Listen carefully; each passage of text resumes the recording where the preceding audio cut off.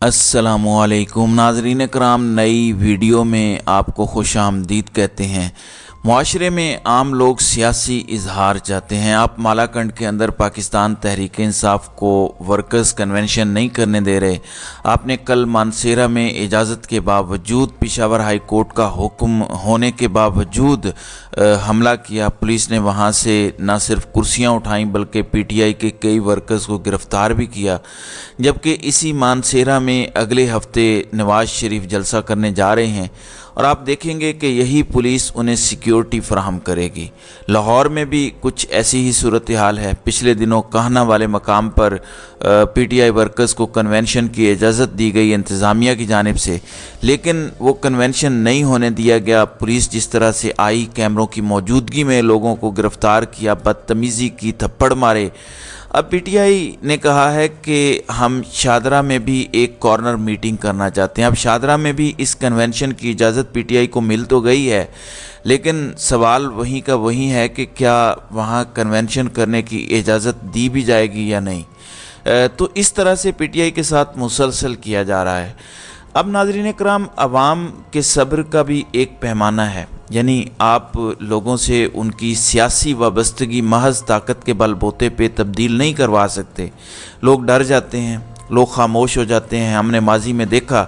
लेकिन जब जब उन्हें मौका मिला, खा बैलेट पेपर के ज़रिए या कहीं भी किसी ज़रिए से, उन्होंने फिर उसका इजहार किया। और ये सिर्फ पीटीआई का मामला नहीं है, बेनज़ीर भुट्टो को देख लें, उसके लिए भी लोगों ने इसी तरह कुर्बानियाँ दी। हर मार्शल के बाद आप रिज़ल्ट्स देख लीजिए। अब सूरत हाल ये है कि ज़मान पार्क 5 अगस्त के बाद जब इमरान खान गिरफ़्तार हुए, उसके बाद वहाँ खामोशी है। वहाँ कोई चिड़िया भी पर नहीं मार सकती। वहाँ पे जितने बैरियर्स थे वो इंतज़ामिया ने उठा लिए। पहले सिक्योरिटी थी, वो सिक्योरिटी ज़ाहिर है कि अब इमरान खान क्योंकि नहीं है तो सिक्योरिटी वहाँ पे क्यों होगी। हाँ, एक तब्दीली ज़रूर आई है। ज़मान पार्क का जो बाहर वाला गेट था, जो कैनाल की तरफ था, उस पर एक कुरानी आयत बड़े अल्फाज के साथ, बड़े साइज़ के साथ ज़रूर लिखी गई है, जिसका तर्जुमा ये है कि बेशक हर मुश्किल के बाद आसानी है। तो ये वहाँ पर तब्दीली आई है। अब नाज़रीन कराम, जब यके बाद दीगरे पीटीआई के साथ ये सब कुछ किया गया तो लोगों के सब्र का पैमाना भी लबरेज हुआ। लोगों का सब्र जवाब दे गया। कल वाक़अतन लोग ज़मान पार्क इमरान खान के घर के बाहर पहुंच गए। गो ये कोई बहुत बड़ी तादाद के अंदर लोग नहीं थे। मैं अगर आपको ये कहूँ कि कोई हज़ारों की तादाद में थे तो ये गैर मुनासिब होगा। कम तादाद थी, कम नंबर था।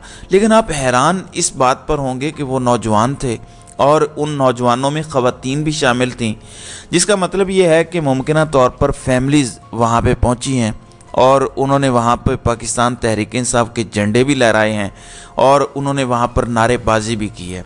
एक बात का उन्हें अंदाज़ा है कि फ़िलहाल पाकिस्तान के अंदर पाकिस्तान तहरीक इंसाफ का झंडा लहराना, इमरान खान का नाम लेना या पाकिस्तान तहरीक इंसाफ के हवाले से कोई बात करने का मतलब ये है कि आपने खुदा न खास्ता कोई गद्दारी जैसा जुर्म कर दिया है। तो कुछ ज़्यादा देर नहीं लगेगी, पुलिस या कोई भी फोर्स आप तक पहुंच जाएगी और आपको किसी भी मुकदमे के अंदर गिरफ़्तार कर लिया जाएगा। लेकिन ये जो कल मनाजिर हमें देखने को मिले वहाँ ज़मान पार्क के बाहर, वहाँ पे नौजवानों ने चेहरों पर मास्क लगाए हुए थे। अगर मास्क नहीं लगाए हुए थे तो पार्टी परचम को उन्होंने अपने वहीं उन्होंने लपेटे हुए थे। उसमें एक बच्चा था जिसने कोई मास्क नहीं लगाया हुआ था, जबकि उसमें एक नौजवान भी है जिसने मास्क नहीं लगाया हुआ।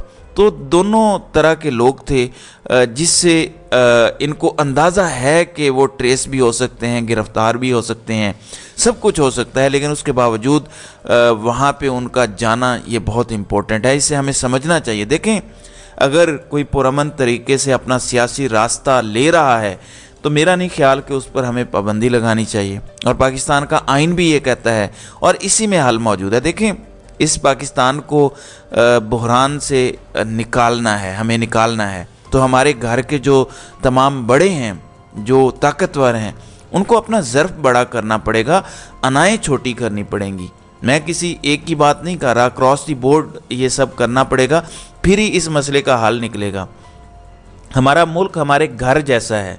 आप माने ना माने, पाकिस्तान एक बहरान का सामना कर रहा है और इस बहरान में से आप तब ही निकलेंगे जब तमाम स्टेक होल्डर्स एक पेज पर होंगे।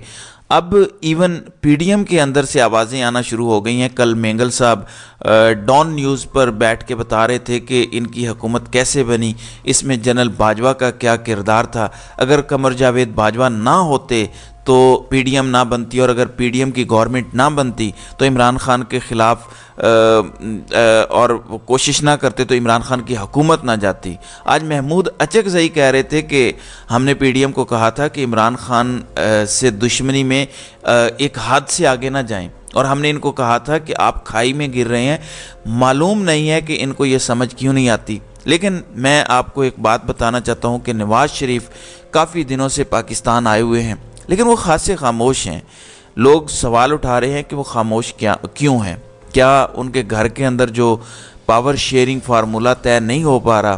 क्योंकि मुस्लिम लीग नून ये तो ऐलान कर चुकी है कि नवाज़ शरीफ वज़ीर आज़म होंगे। नवाज़ शरीफ जब वज़ीर आज़म होंगे तो मरीम नवाज़ अगर वज़ीर आला पंजाब बनना चाहती हैं तो फिर शहबाज शरीफ कहाँ पे होंगे, हमज़ा शहबाज शरीफ कहाँ पे होंगे? तो इसका मतलब तो सिर्फ ये होगा कि मरीम नवाज़ ग्रुप डोमिनेट करेगा और जो शहबाज ग्रुप है उसको आप माइनस करेंगे। अब मैं आपको एक और बात भी बता दूं। एक तो मैंने आपको बताया कि अगले हफ्ते नवाज़ शरीफ मानसेरा में जलसा करना चाहते हैं। दूसरा, ये पुरानी खबर मैंने आपको दी हुई है कि वो सियासी जमातों और सियासी क़यादत से रब्ता करने के हवाले से सोच रहे हैं। लेकिन एक बड़ी दिलचस्प बात है जिस पर मैं कह रहा हूँ कि क्या इनकी बस हो गई है और तहरीक इंसाफ से कौन रब्ते कर रहा है।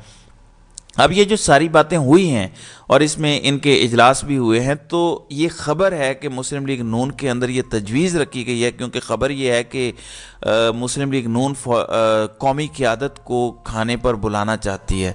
तो वहाँ पे तजवीज़ आई कि पाकिस्तान तहरीक इंसाफ के वफ़द को भी बुलाया जाए या उनको दावत दी जाए। अब ये अगला मरहला है कि क्या पाकिस्तान तहरीक इंसाफ नवाज़ शरीफ और मुस्लिम लीग नून की दी गई दावत को कबूल करते हैं, क्या वहाँ पर जाएंगे। लेकिन अगर वहाँ कोई नशिस्त है, कोई ऑल पार्टीज़ कॉन्फ्रेंस है, कोई ग्रैंड डायलॉग है या कुछ भी है, तो क्या उसका पार्ट पीटीआई वाले बनते हैं या वो सीधा सीधा कहते हैं कि नहीं, हम तो मुस्लिम लीग नून की किसी भी नशिस्त का हिस्सा नहीं बनेंगे। ये भी एक बहुत दिलचस्प सूरत हाल है। लेकिन पहला मरहला ज़ाहिर है ये होगा कि मुस्लिम लीग नून इनवाइट करती है या नहीं। दूसरा, फिर मुस्लिम लीग नून ने इलेक्शन डिले करने के हवाले से तमाम तर हरबे अपनाए। कभी कौमी असम्बली से करारदाद के ज़रिए कहा गया कि आपको पैसे नहीं देंगे, कभी कुछ किया गया, कभी कुछ। मुस्लिम लीग नून इवन इस चक्कर में थी जिसमें उमर अता तारड़ जो है वो ख़ास तौर पर सर फहरिस्त थे कि सदर आरिफ अलवी तो अबूरी सदर हैं, वो इलेक्शन तारीख देने के मजाज ही नहीं है। आज वही मुस्लिम लीग नून ड्रामा करती नज़र आ रही है। इसहाक डार जो समदी भी हैं नवाज़ शरीफ के, और अब तो उनको कायदे ईवान भी सेनेट के अंदर बना दिया गया है। ये अलग बात है कि वो उनको चेयरमैन सेनेट बनाना चाहते हैं, लेकिन ताकत वाले नहीं मान रहे, तो ये एक अलग बात है। अब इसहाक डार ने बाकायदा सदर आरिफ अलवी से मुस्ताफ़ी हो जाने का मुतालबा किया है और कहा है कि अदालत से आइन शिकनी के मुर्तकिब करार दिए जाने के बाद सदर को मुस्ताफ़ी हो जाना चाहिए। देखिए, एक तो जस्टिस काजी फायज़ ईसा को उस वक़्त की असम्बली तहरील के हवाले से मेरा नहीं ख्याल कि कुछ कहना चाहिए था। उन्हें इस सवाल के जवाब पर ज़्यादा फोकस करना चाहिए था। आइनी सवाल ये था कि इलेक्शन की तारीख किसने देनी है, आया इलेक्शन कमीशन ने देनी है या सदर ने देनी है। इस सवाल का जवाब उन्होंने नहीं ढूंढा। फिर पंजाब और खैबर पख्तूनख्वा के इलेक्शन 90 दिन में नहीं हुए, उसका ज़िम्मेदार कौन है, इन्होंने इस सवाल का जवाब भी नहीं ढूंढा। हाँ, असम्बली तहलील पर सदर पाकिस्तान से मुतल्लिक उन्होंने ऑब्जर्वेशन दी। ज़ाहिर है काजी फायज़ ईसा इस वक्त बहुत बड़े मनसब पर हैं, एक ऐसा मनसब जहाँ पे सवाल करें तो हो सकता है उनको गुस्सा आ जाए या उनकी तबीयत पर नागवार गुजरे तो वो तौहीन अदालत भी लगा सकते हैं।